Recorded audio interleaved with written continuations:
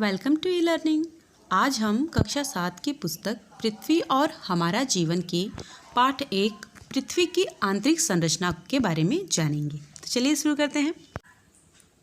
देखिए, ये है हमारी पृथ्वी जिस पर हम रहते हैं। इसे तो आप पहचानते ही होंगे। हम इसकी ऊपरी सतह पर रहते हैं और ऊपर से देखने पे हमें ये ठंडी, ठोस और कठोर दिखाई देती है। आइए सबसे पहले हम इसकी उत्पत्ति के बारे में जान लेते हैं। लगभग अरबों वर्ष पूर्व पृथ्वी की उत्पत्ति गर्म गैस और धूल के कणों से हुई। हमारी पृथ्वी एक दहकते हुए अंगारे की भांति थी। किसकी भांति थी?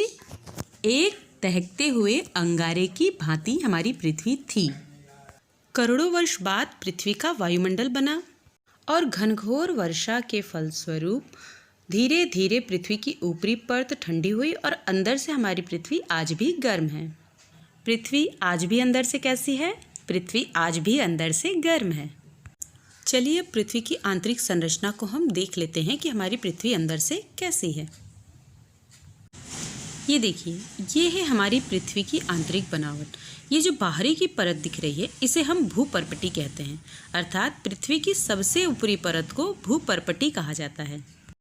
तो भूपर्पटी किसे कहते हैं? पृथ्वी की सबसे ऊपरी परत को हम भूपर्पटी कहते हैं। अब देखिए, भूपर्पटी के भीतरी भाग को, निचले भाग को, उससे जो नीचे का हिस्सा है उसे हम मेंटल कहते हैं। जो ये पोर्शन आपको दिख रहा है यह मेंटल है।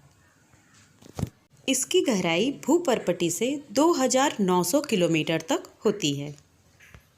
अब यह जो भाग आपको दिख रहा है जो मेंटल के भीतर है इसे हम बाह्य क्रोड कहते हैं और इसका विस्तार भूपर्पटी से 2900 किलोमीटर से 5259 किलोमीटर तक होता है।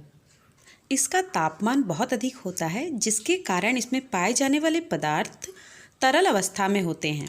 अब यह जो भाग आपको दिख रहा है इसे हम आंतरिक क्रोड कहते हैं। चलिए अब इन परतों में पाए जाने वाले पदार्थों के आधार पर इन्हें क्या क्या नाम दिए गए हैं उन्हें हम जान लेते हैं। ये देखिए, ये पृथ्वी की सबसे ऊपरी परत है भूपर्पटी।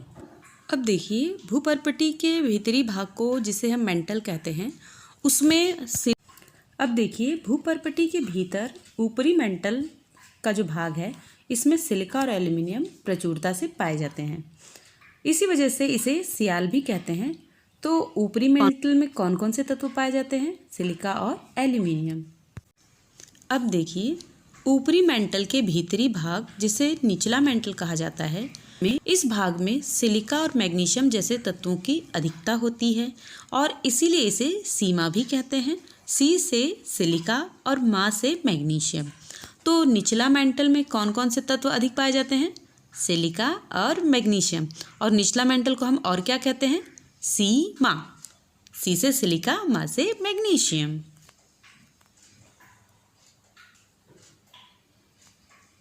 अब देखिए, ये है पृथ्वी का सबसे भीतरी भाग जिसे हम क्रोड कहते हैं। इस भाग का तापमान बहुत अधिक होता है और यहाँ पे दबाव भी बहुत अधिक होता है और इसीलिए इस भाग में पाए जाने वाले तत्व तरल अर्थात द्रव अवस्था में होते हैं। इस भाग में सबसे अधिक जो तत्व पाए जाते हैं वो है निकेल और फेरस। फेरस अर्थात लोहा। इसीलिए इस भाग को हम नीफे भी कहते हैं। तो क्रोड को किस नाम से बुलाया जाता है? नीफे भी कहते हैं। और नीफे में कौन कौन से तत्व पाए जाते हैं? नीफे में निकेल और फेरस अधिकता से पाए जाते हैं। वीडियो को रोक के आप इस चित्र को अपनी कॉपी में बना लें और इसे समझ लें। अब हम भूपर्पटी के पदार्थों के बारे में जानेंगे। पृथ्वी की भूपर्पटी के पदार्थों को शैल या चट्टान कहते हैं। क्या कहते हैं? शैल या चट्टान। तो शैल या चट्टान किसे कहते हैं? पृथ्वी की भूपर्पटी के पदार्थों को शैल या चट्टान कहते हैं। शैल या चट्टान सुनते ही हमारे दिमाग में इस तरह की कठोर भारी पत्थर की संरचना आ जाती है, परंतु भूगोल की भाषा में शैल या चट्टान केवल पत्थर को ही नहीं कहा जाता बल्कि बालू, मिट्टी, कीचड़, कंकड़, कोयला, इन सभी पदार्थों को हम चट्टान या शैल कहते हैं जिससे भूपर्पटी या पृथ्वी की पपड़ी की संरचना हुई है। अब शैल के प्रकार जान लेते हैं। शैल 3 प्रकार की होती हैं। शैल अर्थात चट्टानें 3 प्रकार की होती हैं। कितने प्रकार की चट्टानें होती हैं? चट्टानें या शैल 3 प्रकार की होती हैं। पहला आग्नेय शैल, दूसरा परतदार शैल, इन्हें हम अवसादी शैल भी कहते हैं। तीसरा रूपांतरित शैल। सबसे पहले हम आग्नेय शैल के बारे में जानेंगे। आग्नेय अर्थात अग्नि से उत्पन्न, अर्थात वे चट्टानें जिनका जन्म आग की वजह से हुआ हो उन्हें हम आग्नेय चट्टान कहते हैं। अब आग की वजह से कैसे होगा? अब देखिए, अभी हमने पढ़ा कि पृथ्वी का जो क्रोड है उसमें सभी पदार्थ तरल अवस्था में पाए जाते हैं। वहाँ पे तापमान और दाब अधिक होने की वजह से ऐसा होता है। जब ज्वालामुखी विस्फोट होता है तो यही तरल पदार्थ ज्वालामुखी के मुख के द्वारा बाहर पृथ्वी की सतह पर फेंक दिए जाते हैं और फिर जब ये पदार्थ ठंडे होते हैं तो इन्हीं पदार्थों के ठंडे होने से आग्नेय चट्टानों का निर्माण होता है। तो आग्नेय चट्टानों का निर्माण किसके द्वारा होता है? आग्नेय चट्टानों का निर्माण ज्वालामुखी से निकले लावा या मैग्मा के ठंडा होने पर होता है। ये देखिए, यहाँ पे एक और चित्र है आग्नेय शैल और मैग्मा का। देखिए, ये जो मैग्मा है पृथ्वी के क्रोड में उपस्थित तरल पदार्थों को हम लावा या मैग्मा कहते हैं। मैग्मा किसे कहते हैं? पृथ्वी के क्रोड में उपस्थित तरल पदार्थों को मैग्मा या लावा कहते हैं। जब ज्वालामुखी का विस्फोट होता है तो यही मैग्मा ज्वालामुखी के मुंह के द्वारा बाहर फेंक दिया जाता है। फिर कुछ समय बाद जब ये ठंडा हो जाता है तो ये आग्नेय शैल बन जाता है। इसलिए आग्नेय शैल जो होती हैं वो कठोर होती हैं और दानेदार होती हैं, रवेदार होती हैं। इन शैलों में परत नहीं पाई जाती है और इसमें जीवाश्म नहीं पाए जाते हैं क्योंकि तरल और गर्म लावा के संपर्क में आने के कारण सभी पदार्थ राख में परिवर्तित हो जाते हैं।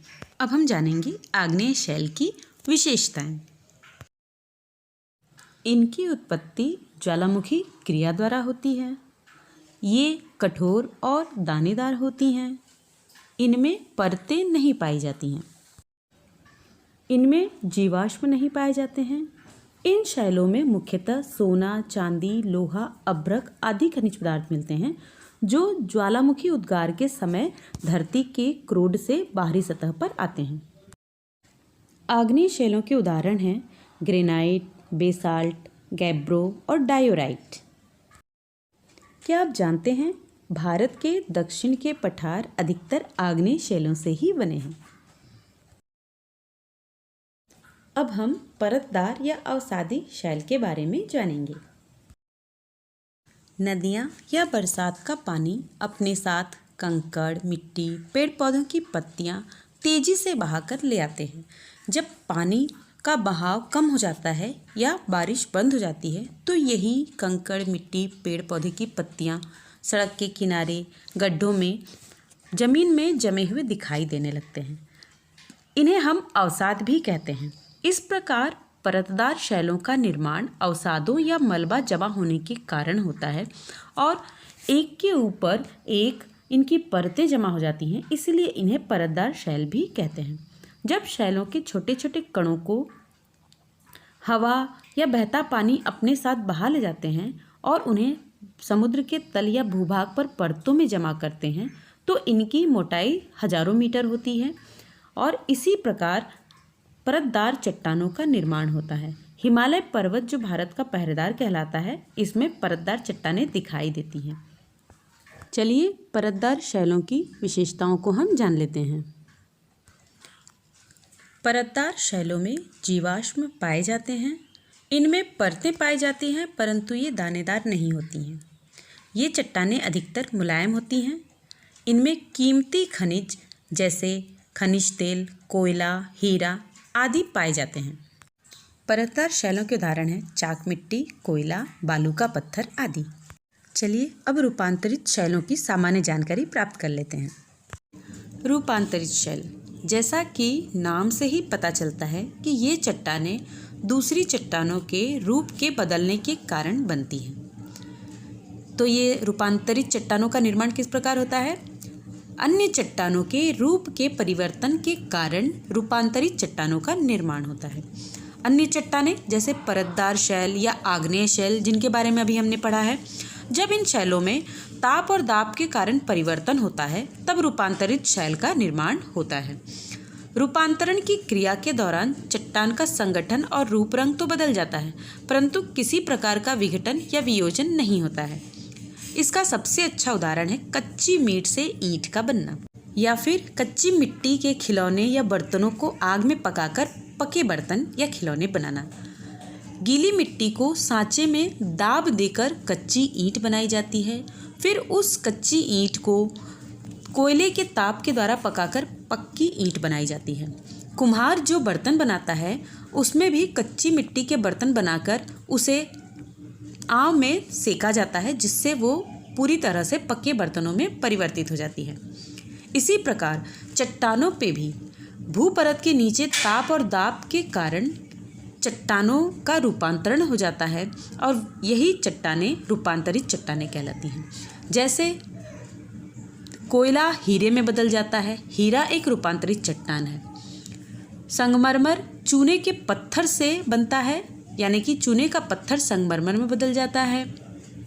बालू का पत्थर क्वार्ट्ज में बदल जाता है तथा क्वार्ट्ज क्वार्टजाइट के रूप में बदल जाता है। चीका अभ्रक में बदल जाता है और इसी कारण रूपांतरित शैलों का निर्माण होता है। रूपांतरित शैल की विशेषताएं। रूपांतरित शैल की विशेषताएं हैं: पहला, ताप व दाब के कारण आग्नेय और परतदार शैलों में रूप परिवर्तन के कारण रूपांतरित शैल का निर्माण होता है।